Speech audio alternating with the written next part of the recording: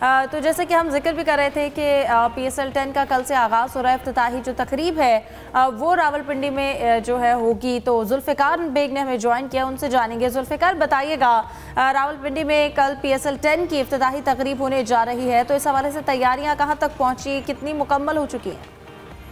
जी बिल्कुल, शायकीन क्रिकेट पूरे पाकिस्तान की तरह बल्कि पूरी दुनिया में PSL का तो खास तौर पर रावलपिंडी के जो बॉयज़ हैं वो क्रिकेट को बहुत पसंद करते हैं। जहाँ तक इंतजाम का ताल्लुक है, बहुत शानदार इंतजाम किए गए हैं पाकिस्तान क्रिकेट बोर्ड की तरफ से। और इफ्तिताही तकरीब का कल इनेकाद होने जा रहा है और इसमें हमारी मुल्क की जो लेजेंडरी गुलकारा हैं आबदा परवीन अपने आवाज़ का जादू जगाएंगी। और ग्राउंड मुकम्मल तौर पर तैयार है। चैंपियंस ट्रॉफी के बाद इस वेन्यू को इंटरनेशनल स्टैंडर्ड के मुताबिक अपग्रेड किया गया था। लश ग्रीन ग्राउंड है और इसकी सराउंडिंग में बहुत अच्छे इसके पवेलियंस और सिटिंग एरिया बनाया गया। और ख़ास बात यह है कि आम दिनों में तो लोग इतना ज़्यादा रुझान नहीं होता, रब्ता करते हैं, लेकिन बहुत सारे दोस्त और जो अपने करीबी अजीज़ हैं वो भी टिकट की खातिर कॉल करते हैं। और बड़ी हैरानगी होती है कि उन्हें PSL के दिनों में ही दोस्तियाँ और रिश्तेदारियाँ याद आती हैं। लाइटेड मूड में ये बात की थी। ज़्यादा इंतजाम का ताल्लुक है, डेफिनेटली पाकिस्तान क्रिकेट बोर्ड ने इसके लिए काफ़ी प्लान किया और ये पाकिस्तान रावलपिंडी इस्लामाबाद की ये सबसे बड़ी तकरीब होगी जिसमें बड़ी तादाद में शायकीन क्रिकेट शिरकत करेंगे और अपने मनपसंद खिलाड़ियों को दाद देंगे। जी बिल्कुल जुल्फ़िकार, आप हमें जो इफ्तिताही तकरीब है उसकी तैयारियों के हवाले से बता रहे थे, बहुत शुक्रिया आपका। सलीम साहब, मैं आपकी जानिब आना चाहूँगी। जैसे कि शायकीन क्रिकेट को इंतज़ार भी है, एक एक्साइटमेंट भी है। अब PSL 10 सीज़न होने जा रहे हैं, तो आपको क्या लगता है जब इसके बाद अगला एडिशन आएगा उसमें कुछ चेंजेस, मज़ीद बेहतरी, आपको क्या लगता है ऐसे कौन कौन से पॉइंट्स हैं जहाँ पर बेहतरी की गुंजाइश है? देखिए, बहुत ज़्यादा चेंजेस आएंगी सीज़न 11 में। सबसे बड़ी बात यह है कि जो अभी 6 टीमें हैं इनके कॉन्ट्रैक्ट खत्म हो रहे हैं। पाकिस्तान क्रिकेट बोर्ड के साथ जो मुआहदे थे 10 साल का वो खत्म हो रहे हैं। तो एक वैल्यूएशन होगी जिसके बाद इजाफा किया जाएगा। फर्स्ट राइट ऑफ रिफ्यूजल इसके पास ही था, लेकिन मेरे इत्तलात के मुताबिक सबने कहा है ओनर्स ने कि हम टीम अपने पास रखेंगे। तो हो सकता है 25% तक इंक्रीज हो जाए इन सबकी फीस। फिर PCB 2 टीमें बढ़ाना चाह रहा है अगले एडिशन से। फिर जो टाइटल स्पॉन्सरशिप है, बाकी स्पॉन्सरशिप है, टेलीविजन राइट, सब ये सब कॉन्ट्रैक्ट्स जो है वो भी खत्म होंगे। सब कुछ नया होने वाला है अगला। और जब 2 नई टीमें आएंगी, जाहिर है रेवेन्यू तो फिर उनमें भी शेयर करना पड़ेगा, तो रेवेन्यू मॉडल भी चेंज करना पड़ेगा। तो 11th एडिशन में बहुत कुछ चेंज करना पड़ेगा। और खासतौर पर फाइनेंशियल मॉडल की अगर हम बात करें, क्योंकि देखिए इस वक्त फाइनेंशियल मॉडल इस तरह का है कि मैं अगर आसान जबान में समझाऊं कि आपकी सैलरी अगर 10 लाख है, आपकी कीमत आपकी टीम की जो आपने खरीदी है, राय साहब ने खरीदी है 5 लाख में, यूसुफ अंजुम ने खरीदी है 2 लाख में और मैंने खरीदी है 20 लाख में। लेकिन जब हम लोगों को फायदा जो उसका टूर्नामेंट का फायदा मिलेगा, जो एक आमदनी का हिस्सा होगा, वो सबका बराबर होगा। यानी अगर 50 लाख रुपए आमदनी हुई तो हम पांचों को 10-10 लाख रुपए दिए जाएंगे। तो PCB ने जो PSL का रखा है तो उन 6 टीमों को सबको एक ही मिलती है, इनकम एक ही होती है, लेकिन फीस सबकी अलग है। जैसे हम बात करें मुल्तान सुल्तान, उनको सालाना 1 अरब 8 करोड़ रुपए देने पड़ते हैं।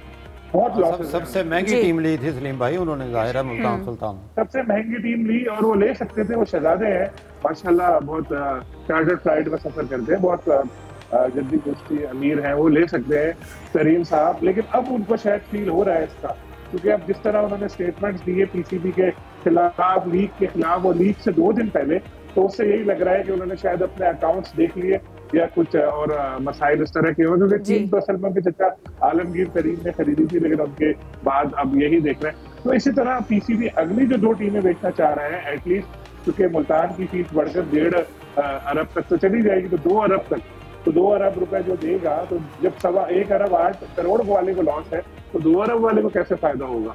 तो ये सब चीजें हैं जिसको बड़ा सोचना पड़ेगा और फिर जाके कुछ होगा।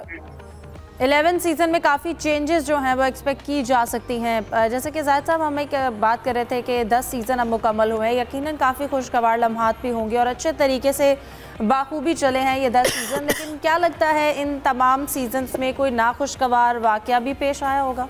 देखें वैसे तो ओवरऑल देखा जाए 9 सीज़न बड़े कामयाब तरीके से कराए हैं, क्योंकि जब पाकिस्तान से क्रिकेट मुकम्मल तौर पर रुखसत हो चुकी थी तो पूरा का पूरा इवेंट UAE में हुआ।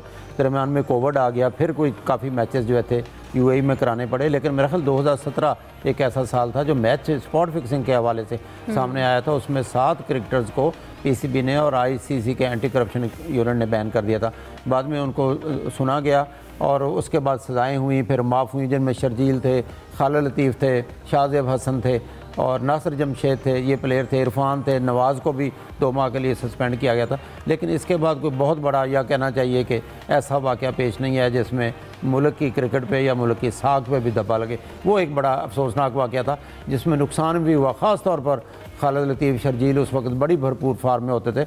और मैं यहाँ पर यह भी जिक्र करूँ कि एक दफ़ा इंज़मामुल हक़ का मैं इंटरव्यू करने गया तो उनसे पूछा था कि पाकिस्तान की हिस्ट्री में कौन से बड़े आप समझते हैं कि ओपनर अच्छे हैं, तो उन्होंने जो 2-3 नाम लिए थे उनमें एक शर्जील का भी नाम लिया था। तो काफ़ी नुकसान शर्जील ने अपने आप को भी पहुंचाया था और ज़ाहिर है मुल्क की साख को भी नुकसान पहुंचा था। तो उसके अलावा ओवरऑल देखा जाए 9 सीज़न में जहां तक मेरा नॉलेज है, मुझे नहीं इल्म कि कोई इतना बड़ा कोई स्पॉट फिक्सिंग का या कोई ऐसा नाखुशगवार वाक़या पेश आया हो। बिल्कुल यूसुफ, अब पीएसएल के मैचेस शुरू होने लगे हैं तो हम मैच देखने जाएंगे? बिल्कुल आप जा सकती हैं मैच। मैं सोचा इनसे ऑन ईयर कमिटमेंट लेनी है। आपने मुझे चैंपियंस ट्रॉफी में मैचेस नहीं दिखाया, अब मुझे पीएसएल की कमिटमेंट यहाँ करें। चले अभी तो आगाज़, अभी तो यहाँ पर क्योंकि लाहौर में मैचेस का आगाज़ होगा 24 तारीख से, उससे पहले रावलपिंडी उसके मैचेस हो रहे हैं, उसके बाद कराची और मुल्तान में मेला सजने जा रहा है। तो 13 मैचेस यहाँ पर हैं, फाइनल भी इसमें होगा। और लाहौर की टीम फाइनल में पहुँची तो फिर आपको ज़रूर फाइनल भी हम दिखाने की कोशिश करेंगे। इस सीजन में इस लीग में तमाम टीम्स पाकिस्तान की हैं। लाहौर नहीं भी होता, हम इस्लामाबाद का भी फाइनल देखने जाएंगे, हम मुल्तान को भी फाइनल में देखने जाएंगे। चलें, अभी तो जिन लोगों ने ये मैचेस देखने उनको चाहिए कि अपने जो टिकट्स हैं उनकी, क्योंकि फ़रोख्त का आगाज़ हो चुका है, ऑनलाइन भी दस्तयाब हैं, फिज़िकली टिकट्स भी तमाम बूथ पर दस्तयाब हैं, तो उनको चाहिए कि वो अपने टिकट्स ख़रीदें। होता यही है कि जब मैचेस शुरू होते हैं तो लोग उससे पहले टिकट्स नहीं लेते, सिर्फ अपनी वो चीज़ें देखना शुरू कर देते, कोई वहाँ से हमें टिकट्स मिल जाएंगे फ्री में तो वहाँ पर मैचेस देखेंगे। तो उनको चाहिए कि ये रवायत उसको ख़त्म किया जाए और ख़ुद अपने पैसे खर्च करके टिकट खरीदेंगे, उसका ज़्यादा मज़ा होगा। क्योंकि लारे तो फिर लगाए जाते हैं कि हम आपको फला मैच दिखा देंगे। इस सारी गुफ्तगू में उनमें आप मुझे कंसिडर कर रहे हैं और उसके बाद आप अपनी बात करें। मैंने कह दिया कि अगर लाहौर की टीम फाइनल में पहुंची तो 18 मई को आप वहाँ पर आप देख रहे हैं, ये उनमें मैं हूँ कि उनको फोकस अपना खरीदने पर रखना चाहिए। ये सारा रिकॉर्ड में है। सलीम साहब, आप क्या कह रहे थे? यही कह रहा हूँ, आपकी तरफ इशारा कर रहे हैं। यूसुफ साहब नाम लिए बगैर इन्होंने आपको कह दिया है कि टिकट खरीदे और मैच देखने के लिए जाए। मैं वही कह रही हूँ, उनमें ये एक्चुअली मुझे कहना चाह रहे हैं, ठीक है हम खरीद लेंगे। मैं बस ये देखना चाह रही थी कि देखें बिल्कुल कोऑपरेटिव टीम नहीं है हमारी, खुद जाते हैं सारे मैचेस देखते हैं। क्या देखिए, मैंने तो कह दिया कि 18 मई को अगर लाहौर की टीम फाइनल में खेलेगी लाहौर में, तो फिर आप भी वहाँ पर मैच देख सकेंगे। और कैसे बड़ी, चलिए हम दुआ करते हैं लाहौर की टीम आए। वैसे तमाम टीम्स अपनी हैं, हम सबके मैचेस देखना चाहेंगे, कोई भी टीम फाइनल में हो। डिस्कशन को कंटिन्यू रखते हैं, एक ब्रेक के बाद हमारे साथ रहिए।